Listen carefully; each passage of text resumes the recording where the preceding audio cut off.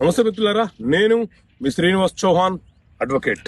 మిత్రులారా, ఓ కేసులోని విషయం ఏంటి అని అంటే 5 సోదరులు ఉమ్మడిగా తండ్రితో పాటు కలిసి వ్యాపార సంస్థ నిర్వహించినారు. తండ్రి ఏం చేశాడంటే వచ్చే ఆదాయంతో ఒక్క కుమారుడి పేరు మీద ఆస్తులన్నీ కూడా కొనుగోలు చేసి అతని పేరు మీద రిజిస్ట్రేషన్ చేసినాడు.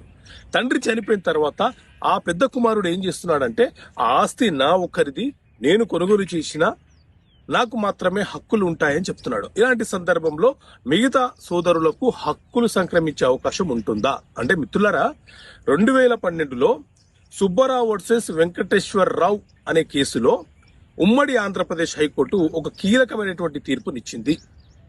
ఉమ్మడి భాగస్వామ్యంతో ఏదైనా ఒక ఆస్తి కొనుగోలు చేసి ఏ ఒక్క సోదరుడి పేరు మీద రిజిస్ట్రేషన్ చేసినా ఆ ఆస్తిలో హక్కును పొందే అవకాశం మిగతా సోదరులకు ఉంటుంది అని చెప్పి చాలా కీలకమైనటువంటి తీర్పునిచ్చింది.